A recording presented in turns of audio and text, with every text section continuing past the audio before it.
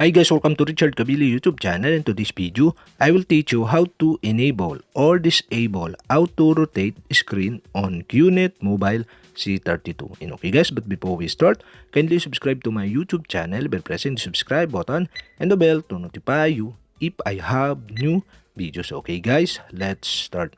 And okay guys, all you have to do is go to setting in your Qnet mobile C32.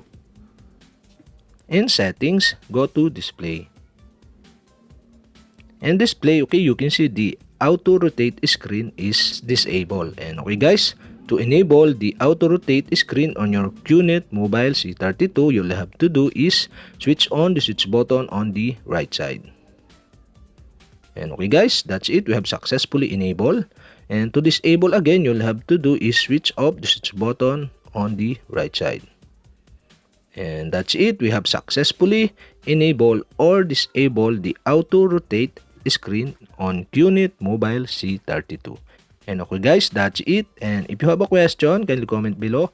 And don't forget to hit the subscribe button and the bell to notify you if I have new videos. Okay guys, thank you for watching.